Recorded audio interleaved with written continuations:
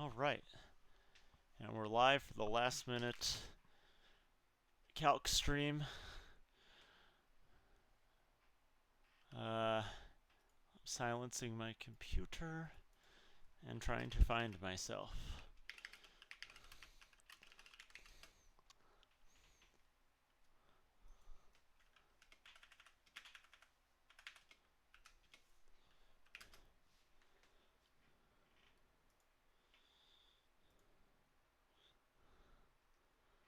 Nice. Oh, hello again, Michael.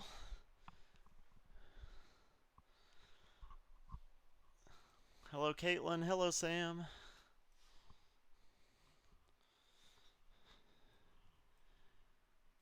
Welcome to the last stream before the AP test. Wow. Because no, I'm not streaming during the AP test.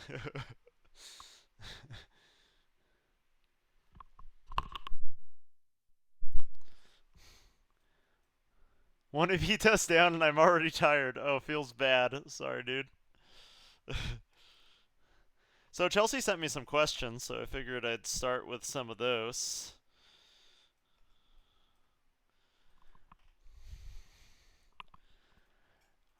Or maybe one of those. We'll start with the one she wanted the most, which I believe was 5. Can I zoom this? Yeah, nice.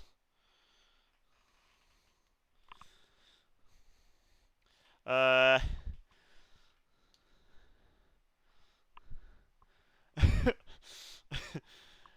Oh, at least they're only 45 minutes. Think about in other years. Well, like, you seniors can think about in other years because you took them. But 3.5 hour tests are more draining than 45-minute tests, even. Oh, you're fine. Chelsea, I got all your stuff here. It's good. I think these are out of the Baron's book. And the first one was, like, about a bungee jumper. It's a bit of a... What would you even call this? I think it's a related rates question. Yeah, rate the radius is changing and the rate the girl's falling. That's related rates. Um, and so I guess I need to zoom in a little or out. Oh gosh, what did I just do? I blame myself for everything. All right, because the picture actually is important for this. Because otherwise it's like almost impossible to conceptualize this thing. Because this is a weird situation on this problem. So sorry, I'm trying to fit it all on a page. All right. So it says a bungee jumper has reached a point in her exciting plunge where the taut cord is 100 feet long. So this distance is 100. She's still 80 feet above the ground, so this is 80. And you're watching her from here, apparently? And then there's also this thing where it's half an inch radius when the taut cord is 100 feet long, and the radius gets smaller and smaller as it stretches more and more, and it's like a lot thicker at the beginning and is a shorter rope. And so it's a bit of a weird one here. Oh, I don't mind having the email open because I don't need to show all my email. Don't worry about it. Uh, yeah, yes, Nick. I agree with yikes for 5 times 3.5 hours. Anyways, so the rope is 100 feet long, and all we do to figure out the volume of the cylinder is multiply it by pi r squared, because pi r squared h is the volume of the cylinder, and so r is a half, and so it's just a half squared times 100 pi, so it's 25 pi. That's the volume of the cord total at any stretchness of it. And then it says assume the cord to be a cylinder with volume remaining constant as the cord stretches. At what rate is its radius changing when the radius is half an inch? So now that we know its volume, I guess we don't need that part, do we? Well, whatever. Whoops. Why did I write dv/dt? We need to write the volume equation, which is pi r squared h.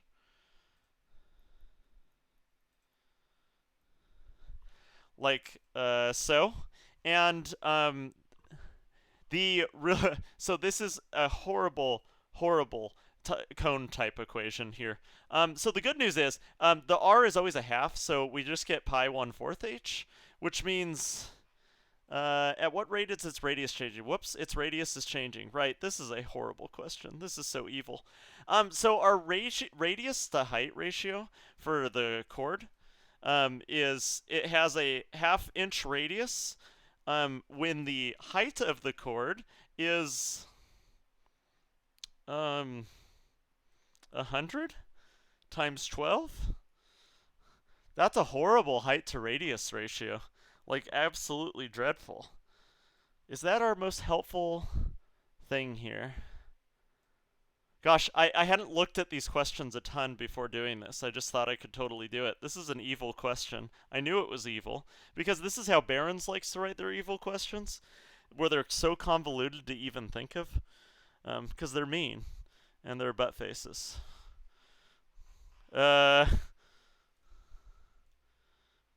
Okay. I think I'm messing up my height to radius ratio, because I believe we do actually need to figure out the volume, because now we say the volume equals pi r squared h, and this is our height to radius ratio. So we actually use that the height is always 25 pi over pi r squared, which means it's 25 over r squared. And that's actually what we should use here. Is that helpful? No, I just figured out the volume is 25 pi. I know, I was stuck on this for 15 minutes. Yeah, what am I doing wrong here? Gosh. Barron's is so evil when they write these questions. They think they're writing questions like the AP tests, and their writers are just a little more morbid.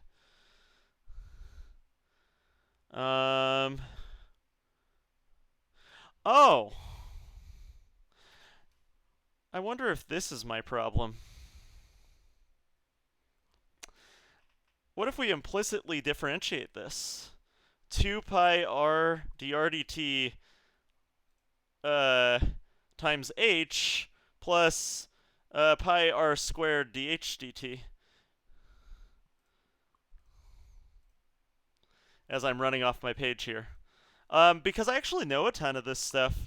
I know, whoops, this is dv dt because I've taken a derivative. I know the volume rate of change is 0, actually. So that's pretty helpful, because the volume is constant. I know 2 pi times 1/2 for my radius. I am trying to figure out dr dt. I know my height is 100, because that's like the length of the cable. And then I have pi times 1/2 times dh dt, which is 40 feet per second that she's falling at. And when she's falling, she's actually making the rope longer, so it's a positive 40. And sure enough, I've actually gotten there. I didn't need any of that ratio garbage. I just needed this. And so then you get pi dr dt. Oh, I guess 100 pi dr dt, because I forgot about the 100 there. Plus 20 pi equals 0. And so dr dt is just negative 1/5. Sweet, I didn't give up. I actually got there. Hooray! Okay, and so that's our first related rates problem. That was a realizing that r and h both change, and both change at a ratio corresponding to the volume, and that the change in volume is 0. So you actually end up knowing everything after you take the derivative. So yeah, that got us there. And then the other piece was from the observation point, at what rate is the angle of elevation to the jumper changing when the radius is 1/2 inch? So it's just this same point. But this is a lot easier, because this is definitely more of a kind of question we did. We know 60 and 80, so if you're good with right triangles, you know the hypotenuse is 100. That's going to help eventually, but that distance is changing, as is this distance. It's the bottom distance that isn't changing. The height and the hypotenuse are both changing because the girl's fallen with the bungee cord or whatever. And so all we have to do here is, since I know the adjacent side to my angle is static, I should use tangent or secant. So I'm going to use tangent. Tangent theta equals, what do I call this? Height over the width, W? I guess I don't need to call it W. I can just plug in 60 because it's static. You're always 60 feet away from where she's fallen. And so you just take the derivative and you get secant squared theta d theta dt equals dh dt over 60. And we know dh dt, in this case, the distance is shrinking because the girl's still falling. So it would be negative 40 over 60 equals d theta dt times secant squared. And you need to figure out secant. Secant's hypotenuse over adjacent. That's 10 over 6, or 5/3 squared. And then you just simplify this for d theta dt. A is evil for you to get.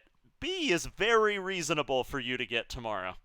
What would we get for d theta dt? We'd get negative 2/3 times 9 over 25, which is negative 18 over 75. And I guess I should put units on both of these. This is in feet per second. And this is in radians per second because it's an angle measurement. I get this question like almost every stream, but I guess that's negative 6/5. Always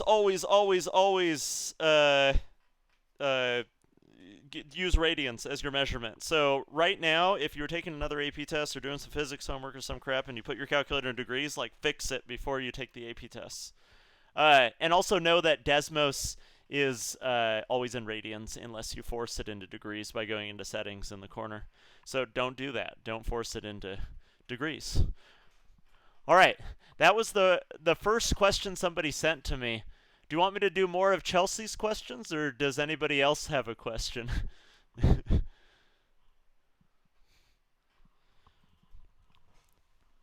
And hello, Elizabeth.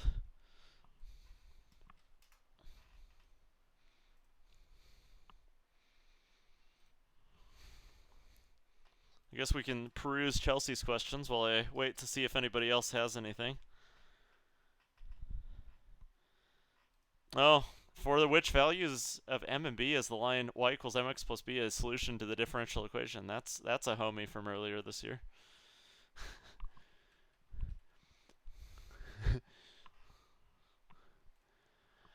Do cusps have a horizontal or vertical tangent? No, usually.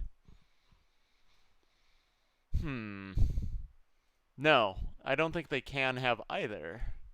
Thinking about it. Huh. I don't think so. The second page thing is part of 4. Oh, yeah. I got you. That makes sense. Right.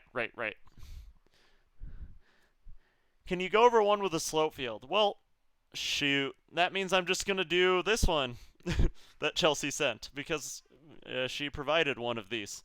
I assume her question was not on the slope field part. Yeah, it was on B. But yeah, I can do a slope field. Wow. Look, we have a differential equation, x minus 2y plus 1. And I'll sketch the slope field. If you plug in 0 for both, you get 1. If you plug in 1 for x and 0 for y, you get 2. If you plug in 1 for x and 1 for y, you get 1 minus 2 plus 1, that's 0.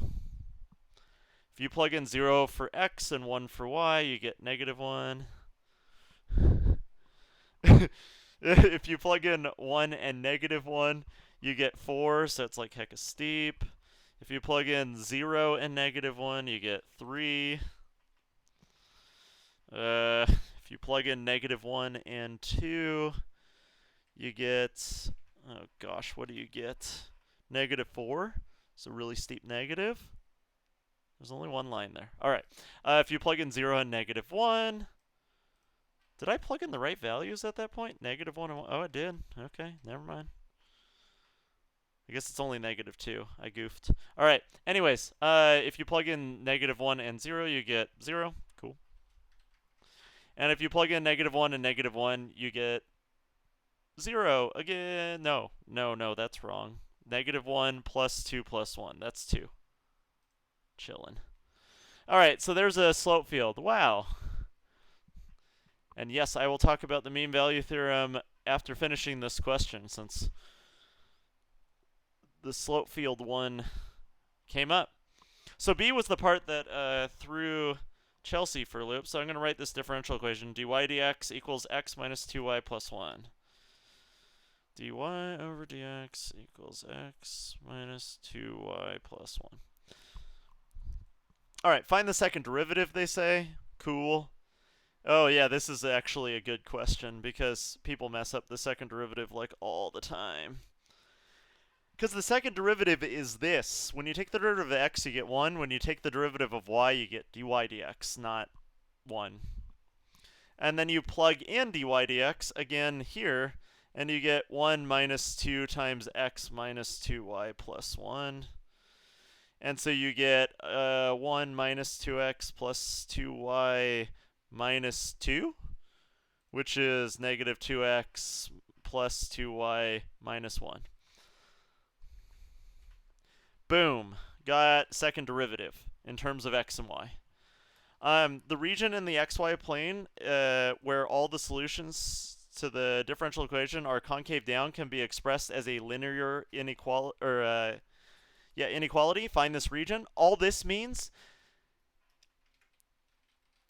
is you're going to solve for a line that everything above that line is going to be concave up, and everything below that line is going to be concave down, or whatever with the line. So what we're going to do is just set the slope equal to 0, like so. And then just solve for y. So you get 2x plus 1 equals 2y, y equals x plus a half. But we don't want y equals. What we want to do is either be above or below this line, because if I'm above this line, maybe I'm concave up or concave down. And all we do to test is, let's say I try when y is greater than x plus a half. So I just pick two values for this, like 4 for y and 1 for x. That would make this true. If I plug this into my second derivative, I get negative 2 times 1 plus 2 times 4 minus 1. This is the wrong side because I got a positive value. And I want concave down because this asks for everywhere where it's concave down. And so I actually want this thing to be turned the other way. So actually, gosh darn it, what did I do? There we go. I want it to be here, where y is less than x plus a half. And that gets me everything. So this is very much a question that could show up on this AP test. So it showed up on probably a third to half of our differential equations questions. So definitely something you want to know how to do.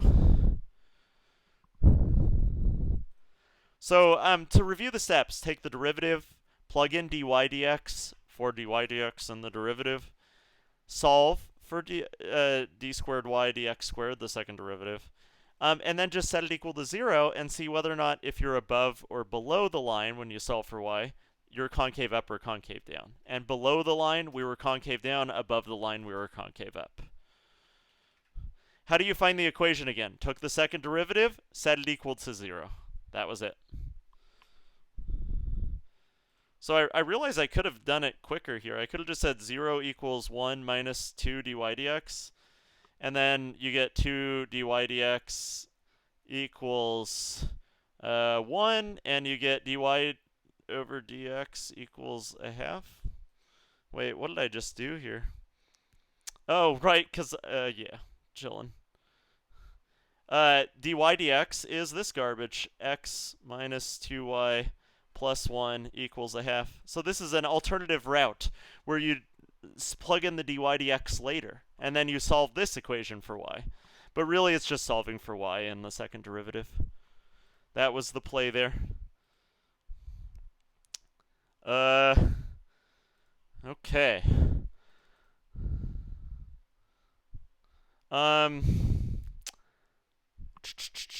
Particle motion questions are not on the test. That's absolutely not right. Particle motion questions can be on the test. They go more into detail in Chapter 8, but we totally do them in class, and we had them on tests in class, so of course they're on the AP tests. Let's see. Can you do the mean value theorem? Let's take a quick sidetrack and go do the mean value theorem. If you want me to come back to this question, holler at me. But I just want to talk mean value theorem real quick.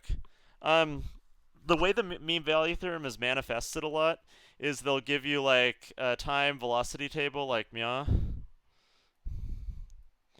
Let's chuck some values in this. 2, 4, 7, 10, sure. And velocity is like, let's see, -9, 4, -5, and -10. Something like this. And the way they'll ask the question is there any point on the interval 2 to 10? So is there any point on this interval, 2 to 10, where the velocity, where the acceleration equals 2?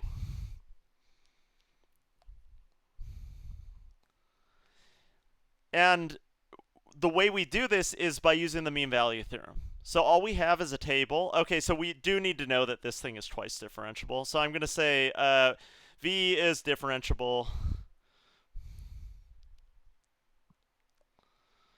for all t. Because if it's not differentiable, then we're super hosed and we can't do the mean value theorem. But now that we have this piece that it's differentiable, what I'm going to say is I would actually start my answer by restating this. I'd restate V is differentiable. That's really important. Second, I'd say if I look at these 2 points, and did I goof? Oh gosh, is A ever equal to 2? No, it's not. Oh man, I did not look at my values. Let's cheese this question. Is A ever equal to 4/5? You didn't notice that I made that mistake. You weren't paying attention. Anyways, is A ever equal to 4/5? And if we look between these 2 points, we do like, let's see, y2 minus y1 over x2 minus x1. That's 4/5. Oh, the average slope between these 2 points is 4/5. And what the mean value theorem says is that the average slope equals the derivative, or the instantaneous slope, at a point on the interval if the function is differentiable. And so we say, hey, the average slope is 4/5, so this must be 4/5 at some t between 2 and 7. There must be a t where v prime, or a, acceleration is the derivative of velocity, equals 4/5. So the mean value theorem is really when you want to show that the derivative of something in a table or something, or in a graph, has a certain value. You do that by saying, hey, the average slope is this on this interval. It's continuous and differentiable, so it needs to have that slope, that instantaneous slope, somewhere on the interval. If the question asks you if the velocity was equal to 2, yes. So Jacob's follow-up here said, what if they asked you, is v ever equal to 2? Is v equal to 2 ever? And we would use the intermediate value theorem for this, because what we're looking for is not the derivative of what's in our table, we're looking for actually what's in our table. And we can say either here or here that between -9 and 4, or between 4 and -5, it has to go through 2 if it's continuous. So the intermediate value theorem needs something to be continuous because it's actually talking about just y values, like values of a function. The mean value theorem needs it to be differentiable because it's talking about the derivative of the function in your table or in your graph. And so yes, that is the difference. Wait, mean value theorem applies if they give you x values too, correct? Mean value theorem applies. Yes. I mean, it's not just t's. Like, this could be x and the problem would work exactly the same. We just wouldn't call it t. We'd call it x. Yes, and yes, mean value theorem only works for differentiability. Do you know how many parts each FRQ will have on the tests? My guess is it's going to be like 6 and 4, because they said one of the questions is 25 minutes long and the other one's like 15 or 20 or something. So I'm guessing something like 6 and 4, so about 10 at bats total on the AP tests.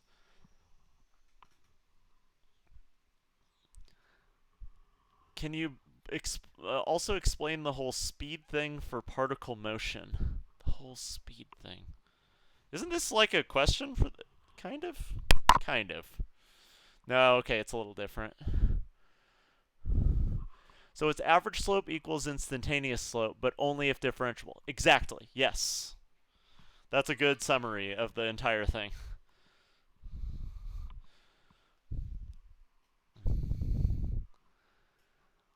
I have one more question. I think it's some type of related rates. Do you have time to do it? Yeah, I mean, if you send it to me or link it to me or something, I can take a peek.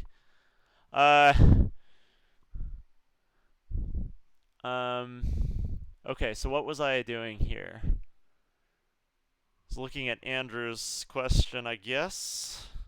How do I want to do this? It's kind of hard to make up an equation on the spot that does a good job of testing for this. Let's see. Speed thing for particle motion. I think a graph is usually how these are expressed.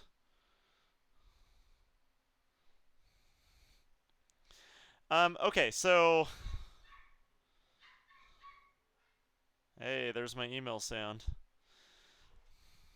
If you have a graph like this, and this is like, I don't know, 1 and 1, something like this. And one thing they could ask you for, I guess, in this question is, let's mark off some points. We'll say this happens at 1, this happens at 2, this happens at 3 to be like super boring. This happens at 4, this happens at 5. Let's say this. Yikes, what is even going on in this part of my graph? Let's just erase. Can I even? I don't think I can. Let's just pretend this doesn't exist.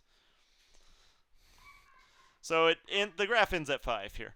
And it could ask, like, this is a particle moving along the x-axis. This is what these... this is the velocity, rather, of a particle moving along the x-axis. And it could ask, where's my speed equal to 1? And what we'd have to answer on our, if this is a calculator question, is like this point, this point, this point, and this point are all... Oh, and does this ever get to 1 again? I think because my graph is declining, it never actually reaches 1 again. But if it reached 1 up here, we'd also count it here. So speed is the absolute value of velocity, so -1 velocity or +1 velocity is a spot where we're eligible for this sort of thing. How do you know the change in direction? Okay, so let's... In a graph, easy. Here and here. When our velocity changes from positive to negative in our graph is where we change direction. In an equation, so say instead of a graph question, we're given an equation question like 2t minus t squared or something like this. And they're asking where does our particle change direction? All we do is factor. Whoops, we take a t out. And we get t equals 0 and t equals 2 are the two spots where we potentially change direction. And we'd have to test them with the first derivative test, but this passes the first derivative test with flying colors. I think. Wait. Ooh, does it not? Did I goof? Yep, I goofed. This is an up. And a down and an up. And so it would change direction at these 2 points. If they were to give you a position equation, usually they give you like an x of t. So if your position equation was t cubed plus 3t squared minus 4, and they ask you where does the particle change direction, you would take a derivative. you would set it equal to 0, you would factor this dude, and you get 0 and -2 are the two spots where this changes direction. Or you graph it on your calculator and look where it goes through 0. So you'd end up turning this question into a question like this, and that would get you there also. So that was a lot of random talking. The derivative is wrong. Is it? 3t squared plus 6t. No, that's right. Is my factoring wrong? No, that's right. No, I'm chilling. 2 minus 2. Oh, I didn't take a derivative here, dude. I started with a velocity equation in this one. And so if I start with a velocity equation, all I do is factor it, not take the derivative of it.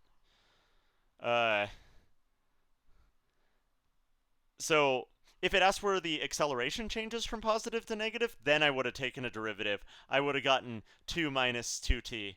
And then t equals 1 is where its acceleration changes sign. But since they were asking, like, how do you know when a velocity changes sign? I was showing if they give you a position equation, you take a derivative, then factor. If they give you a velocity equation, just factor right away.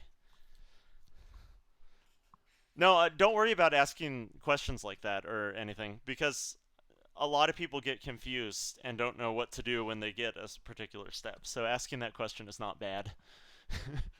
Or pointing that out. Okay. Andrew, I don't know if I ever answered your question because yours was a big question and I just started rambling. But maybe? Since Josh kind of followed up and made me answer more stuff. I'm going to pop back and see if I can find Chelsea's. Let's look at my email. Wow, look at all my emails. That's so exciting. Oh gosh. Am I smart enough to turn this sideways? I don't think so. Without copying the picture and putting it somewhere. Wait, where did I save that? Pictures. Nah.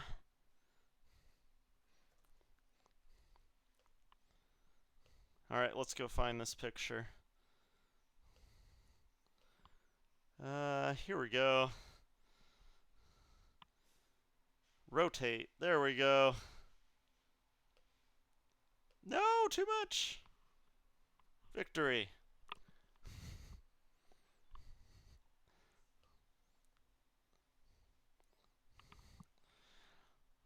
So it's the sides of the watering trough question, I think. Oh, when do we use the integral when changing between acceleration, velocity, and position?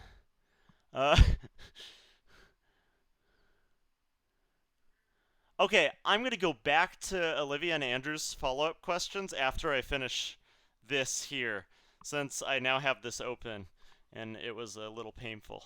All right, there are the sides of a watering trough made by folding a sheet of metal 24 inches wide and 5 feet long at an angle of 60 degrees, as shown. Ends are added, and then the trough is filled with water. Trying to think if I can make sense of how they made this thing, because this looks horrible. If water pours into the trough at a constant rate of 600 cubic inches per minute, how fast is the water level rising when the water is 4 inches deep?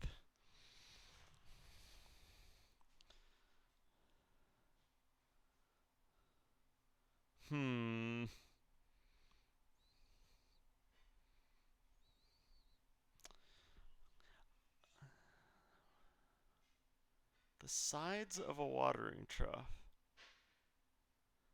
are 60 degrees. Yeah, no, I think this question's stupid. Sorry, Chelsea. I'm just gonna ask you to toss this one in the gutter because this is not a clear question, and so they did kind of a crappy job. Is it this shape? Is this shape, and this shape, and just the edge? And is there a rectangle for the rest of this? I don't know. This is kind of a crap question. They did not explain it very well. If you guys are like, Mr. Kennedy, you're super dumb, I totally understand this, then please tell me, because I don't.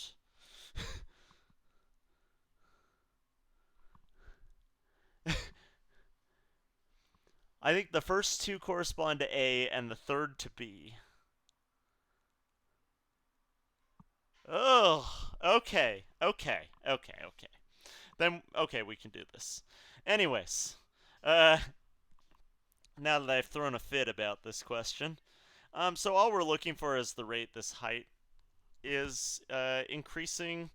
Um, the shape of the water, or the shape of the trough in general, it's a 60-degree angle here and a 60-degree angle over here. And so these guys in the corners are equilateral triangles by that logic. Uh, so equilateral triangles have this special property where if you cut them in half, they make a 30, 60, 90. And so if you know this side's 12, you know this is 6, the little half side, and this side is 6 root 3. And so that gets us a fair amount of this. Because now we know something about the height. We know the relation between the height and the distance across the top in water stuff. Like at any point, the ratio between the height and the radius, I don't know what to use for that term. I guess the diameter, gosh, is like 6 root 3 over 12. And so we know that's the consistent piece there. So we know when it's 4 inches deep, we know this is 4, and so we just need to figure out this side to know how big the base of the triangle is. And so this is just like a normal proportions question. We can cross multiply, and you get 48 equals 6 root 3b, and you get 8 over root 3 equals b. And now that you know this thing, you're all ready to build the equation. Like the volume equation is always like half base times height times the width of the box, which is a constant, which is 60. Ah, I'm running off the page here. The blackness is hard for me to write on. I could change my color. That would actually be smart. All right. Hey, look at that. I look like Khan Academy now. Um, and we also know the base to height ratio, so we can use that. So we know height over base equals 6 root 3 over 12.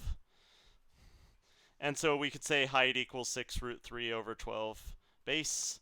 And we could say v equals 1/2 base times 6 root 3 over 12 base times 60. And this works out almost exactly like a cone question. It's just a jankier set of factors. I forgot the b in here. There we go. And we get, what do we get? Those are 5.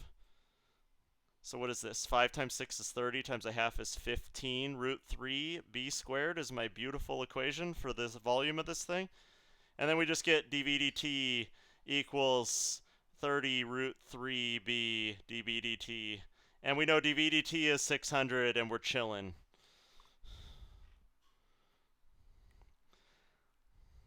So what, b was not 4 here. B was 8 over root 3. Whoops.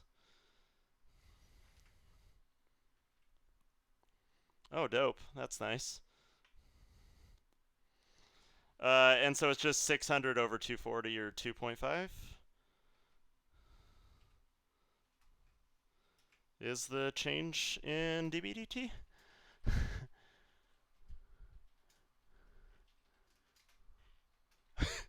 Use the white pen, make it big. Feel that. No, I like this fix better. Why is your time on your computer 3 minutes behind, Kennedy? Oh. No, it's not.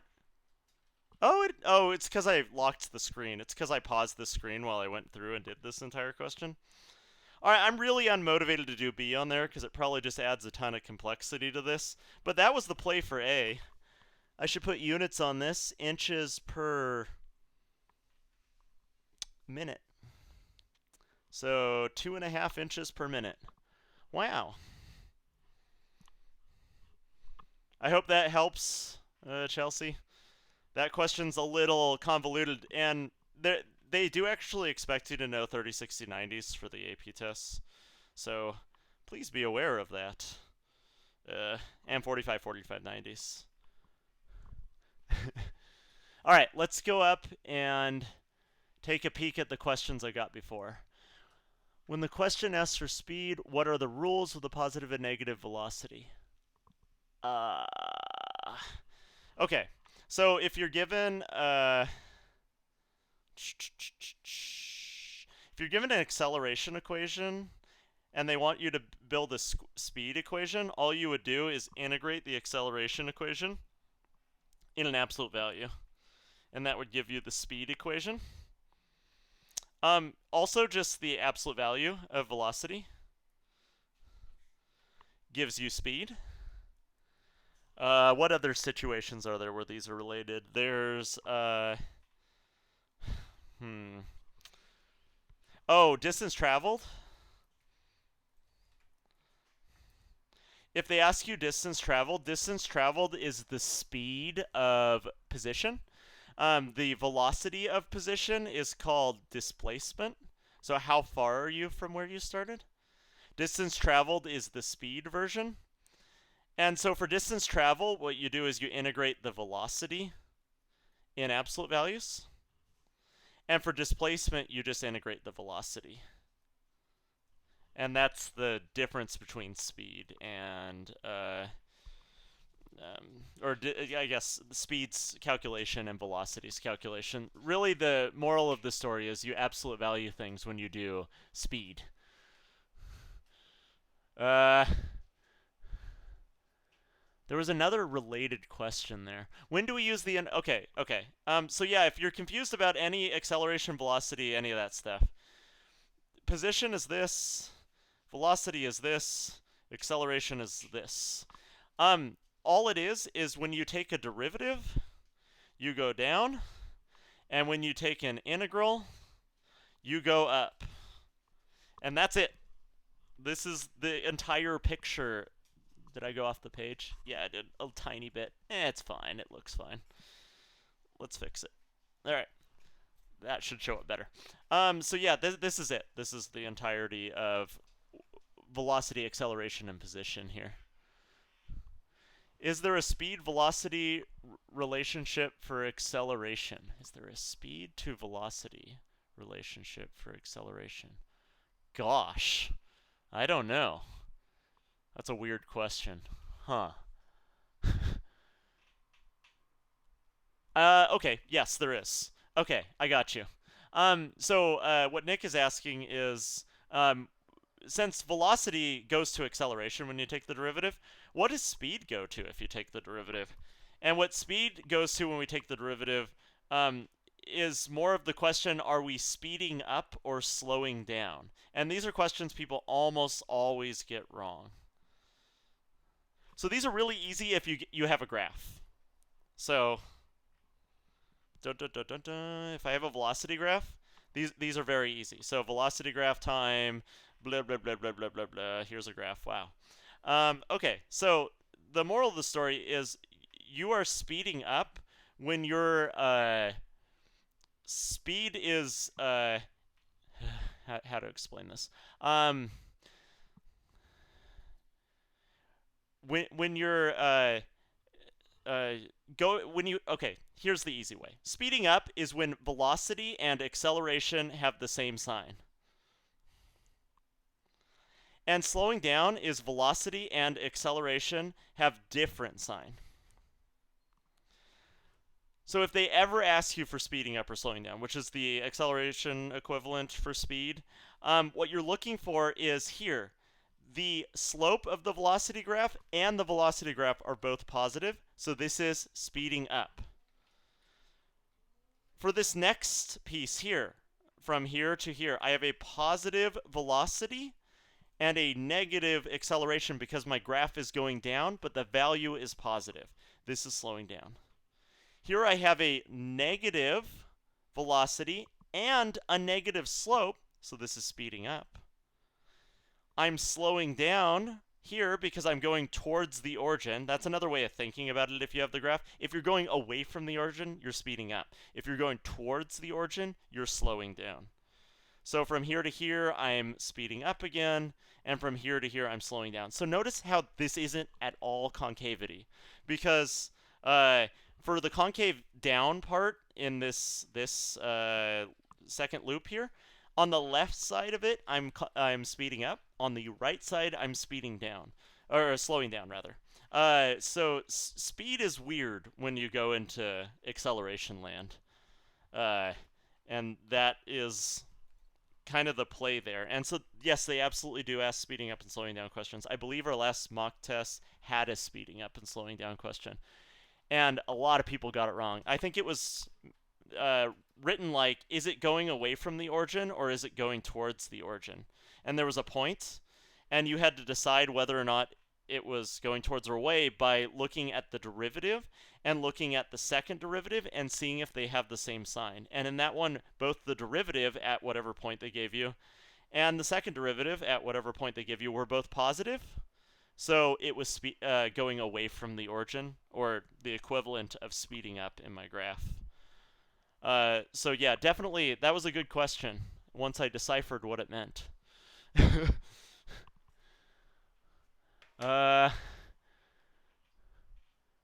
right, I think I'm through every question I've seen, so if you have a question, feel free to input.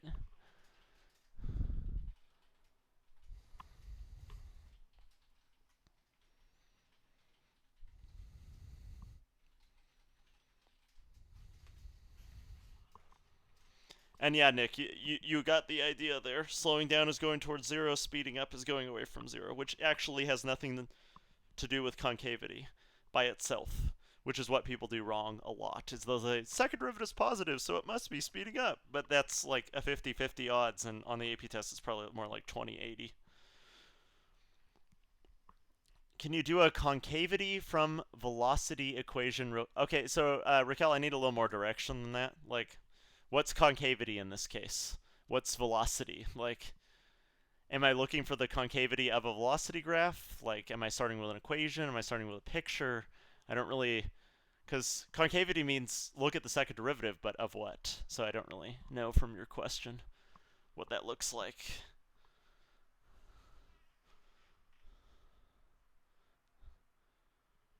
Oh, no problem, Makarsh. I want you guys to do well, or at least I want you to do as well as you can do. That's my entire goal.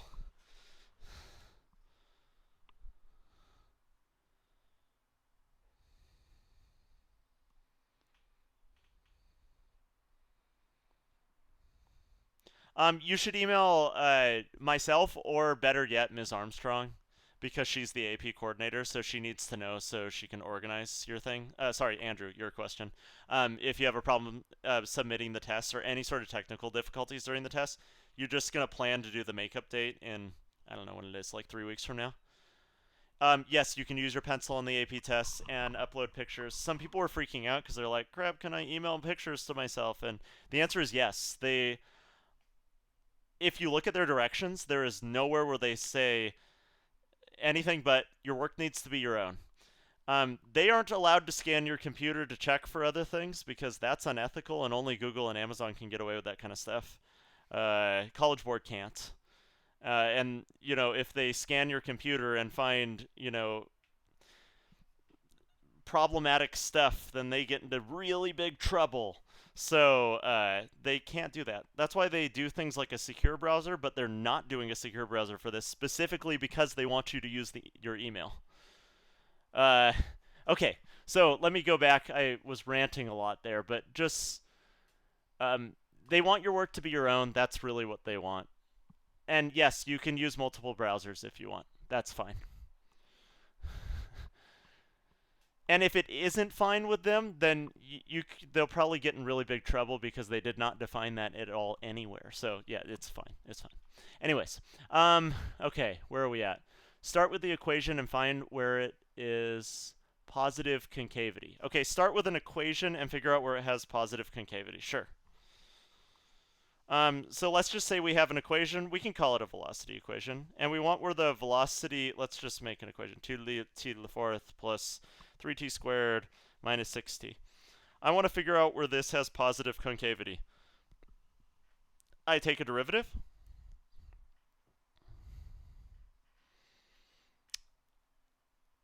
And then I take another derivative.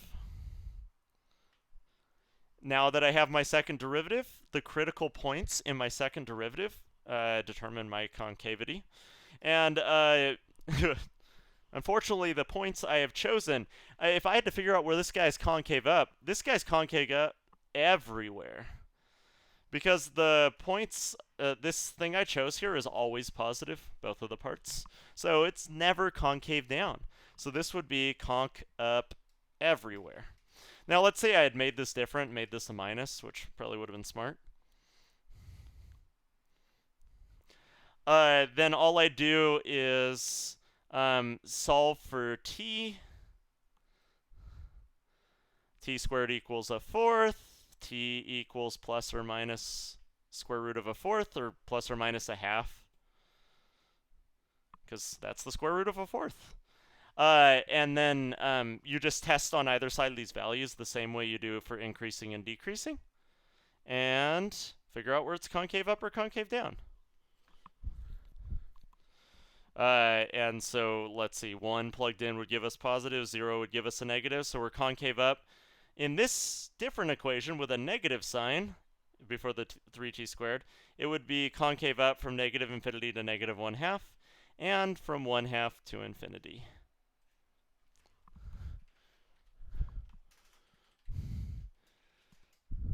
Hopefully that answered your question, Raquel.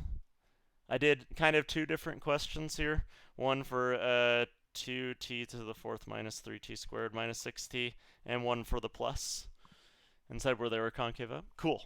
I think I answered it. Sweet. Let's see. Can we use multiple browsers? Yeah. Why are you using Explorer, though? When I click on links out of Microsoft products, it auto-uses Explorer. So, RIP. Oh, why is she using Explorer? I don't know, because you have it on your computer.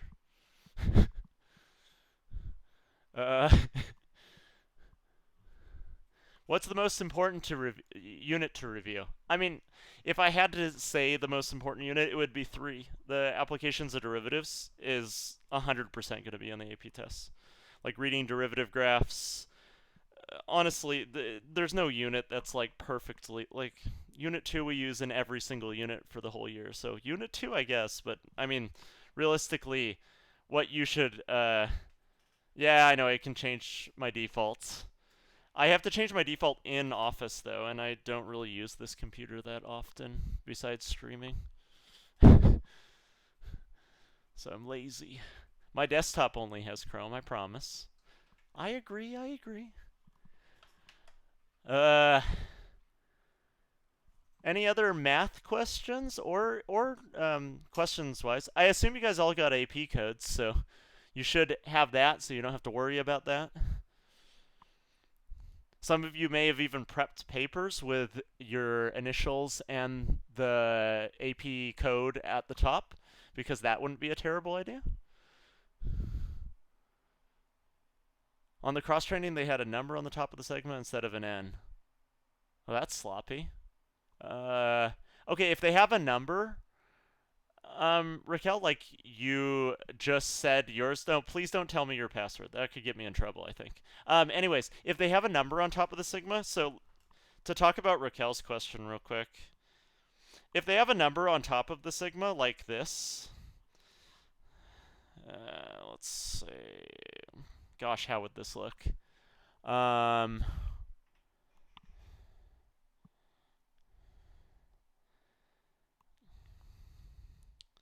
think it would look like this or something. they're asking you to add together like a finite number of these. I think it would be one here. And basically you're adding together a finite number of rectangles that are a fourth wide, and there are 4 of them. And so they could give you some question in this janky notation. You're very unlikely to get one that's in the Riemann sum notation, but isn't. Because for this, the way you do this, if you're like not following me at all, is you plug in 1, and then you plug in 2,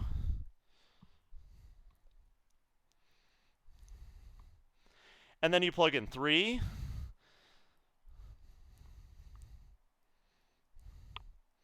and then you plug in 4, and you just add all this crap together. For right sums, I guess. This would be right sums. And so this notation is the non-infinite notation. This is not very commonly used. This is just add together a bunch of rectangles that I'm going to give to you in this convoluted form instead of giving to you in a picture. That's all that means. In our questions, we always had a limit as n approaches infinity. This is an integral. And if you put an n up here, if you put a 4 up there, what you're saying is just do 4 Riemann sums. And that's the difference between what was on there and what we normally do. What about the infinite notation? Yeah, this is the infinite notation. So this is the integral sign. And would I have to change anything else? I don't think so. I think this was cleaned up. So all you do to make an infinite number of rectangles is literally make the top infinity. If you put a 4 there, it's only 4 rectangles, and everything else stays the same. And this integral in infinity form would be like what? The integral from 0 to 1. Oh, what does this 2 do? Oh gosh. I guess that's 2x? Oh yeah, it's chilling. dx, chilling. Cool. Is infinity likely? I wouldn't even say that's likely.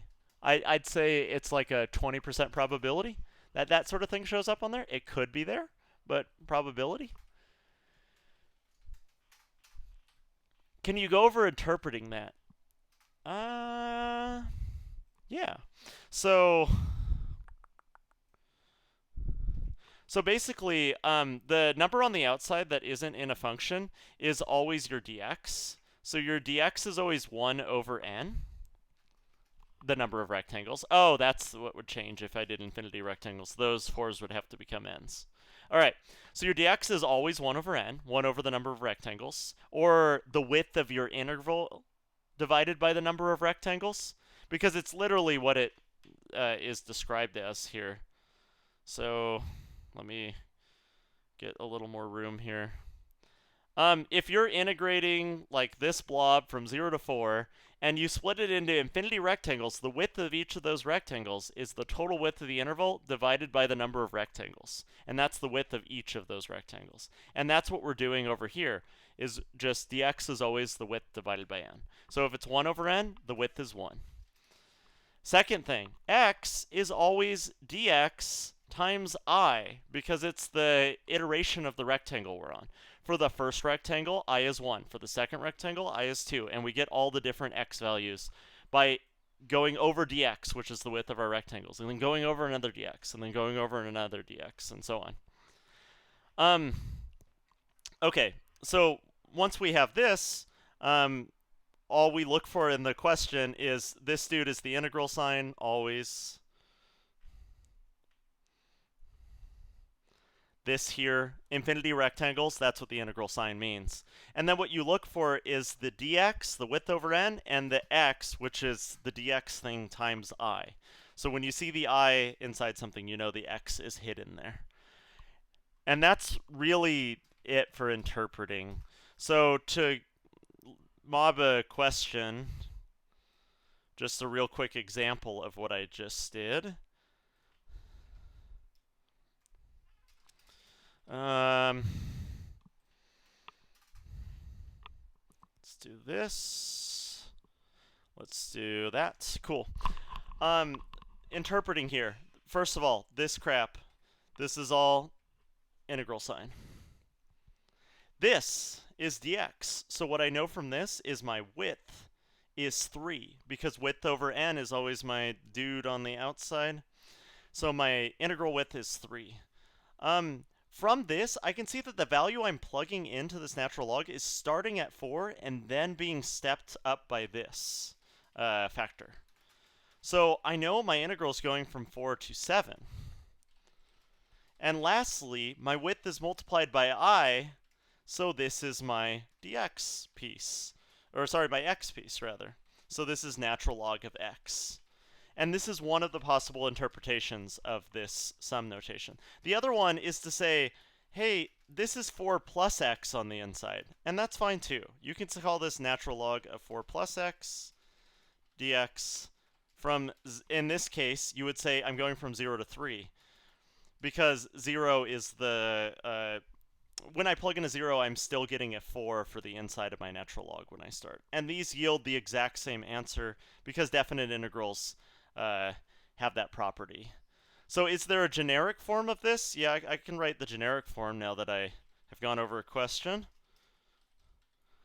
The generic form is limit as n approaches infinity of sum I equals 1 to n of, what do we call it? F of something times width over n. Okay. How do we make the something inside generic? You're always going to have your width times I over n in here, and you might also have some sort of constant added. And this might also be multiplied by something. But the general case is width over n here, width times I over n somewhere inside the parentheses of the function, and this crap meaning the integral. And that's the piece. Are there situations where you can't take out the... Okay, Rose, when you can't take out the 4, it's too hard for the AP tests. I can tell you that. I can go over that, I just think it's a waste of time. And there are just way more useful things you can be doing right now than that. So, yes, but, you know, take future math classes, and really, like, that kind of crap won't come back until much later. All right.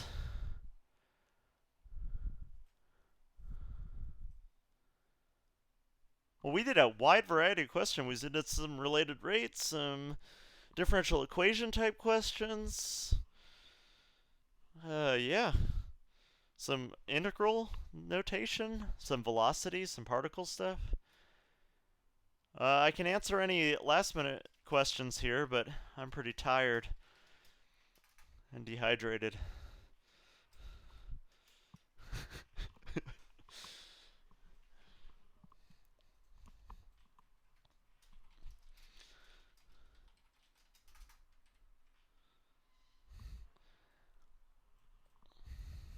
And it looks like we're getting thank yous instead of please do this. So drink water. Yeah. You're welcome, guys. I really hope you guys have a great day tomorrow.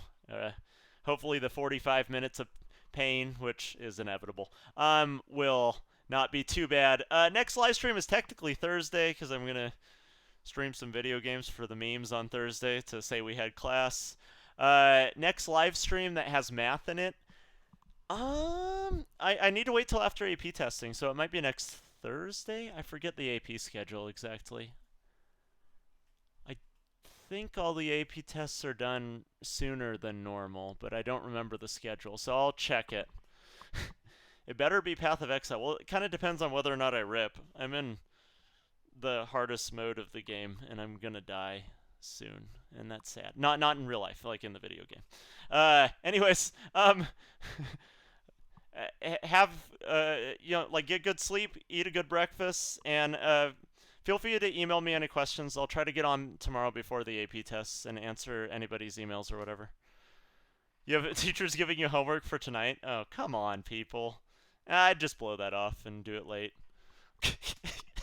Like, honestly, college credit's worth way more than doing some homework assignment that has to be done tonight. Like, yeah, whatever, dude. Yeah, I am not gonna play cool math games. I am not cool enough or too cool. I don't know which one, but I'm not gonna do that. Anyways, see y'all. Good luck. Happy thoughts. Positive thoughts. Don't stress about this. Just do the best you can, especially if you're an underclassman. You get another try next year in Calc BC. So don't stress at all. Just be like, yo, if I knock this out of the park, then that's really good.